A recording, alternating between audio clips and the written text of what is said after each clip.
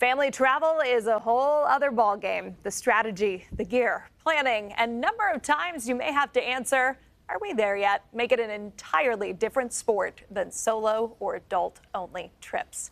But one woman may just have the advice for families to pull off a successful trip.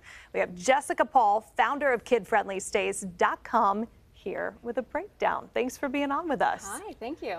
All right, so tell us a little bit your story of deciding to travel. Was it an 8-month trip with two littles? Yes, you got it. We took a big risk, and my husband and I last year left our jobs, dipped into a big savings account. We'd started when we got married an aspirationally named year of travel, but we had an infant, a toddler, and wanted to take advantage before they were school age, and we actually could. And yeah, we spent the bulk of last year traveling around the world with them. Incredible. So you documented this not only on social media, but also on your website. You really do such an incredible job of laying out places you can go where they make accommodations for kids. It makes the travel a little bit more accessible. Tell me about transferring your physical footsteps to like an online publication. Yeah, oh my gosh. The challenge to find places that don't just accept children. Right, they embrace them. Yes, that embrace them, that were designed with family travel in mind. It's difficult, it's harder than one might think, and parents of young kids just don't have the time to do that research.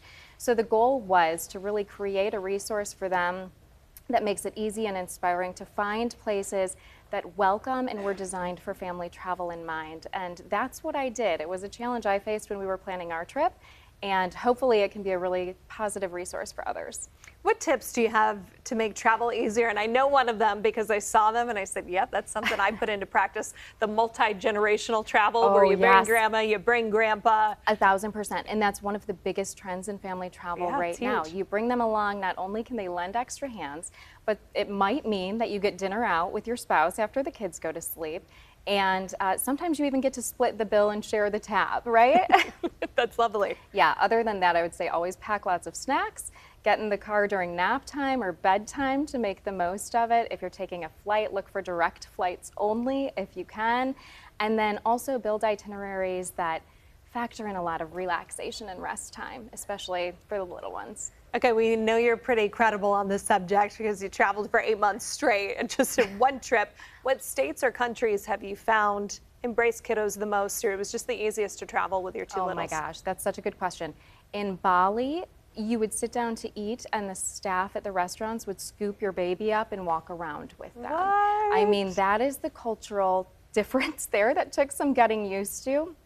They love children, they embrace them, they really keep them up on a pedestal. I would say Portugal too, just an awesome, very laid back, kid-friendly location destination with lots for children and families to do. Lines at attractions that parents with little ones can cut right in front of as well, so they don't have to be waiting in the heat. Well, you heard it here. You gotta say, honey, it was on CBS News Detroit at 4. We have to go to Bali or Portugal. That's what they said. Sorry, I don't make the rules. Labor Day weekend is here. A lot of people mostly just traveling locally. What are your tips for getting the kids in the car, doing something as a family? Yeah, absolutely. Definitely find opportunities to explore right within your backyard. A lot of times that means hopping on all trails and looking for a hike that you haven't done before. I think memory making is just all about new experiences. And then, of course, if you are road tripping, plan to leave a little bit later. Let the kids sleep in the vehicle if they can. Like I said, stay hydrated in this heat. Pack rain jackets in case, and just make sure that you're prepared to be active, to be restful, and get the most out of the long weekend. And probably also to go with the flow a bit. Where can people find you online, your website, your social media? Yes, Kid Friendly Stays on Instagram and also KidFriendlyStays.com for inspiration on your next vacation and also our weekly newsletter. Wonderful. Jessica Paul, thank you so much. I hope your kiddos know how lucky they are. Oh, thank you. They've got quite the travel resume.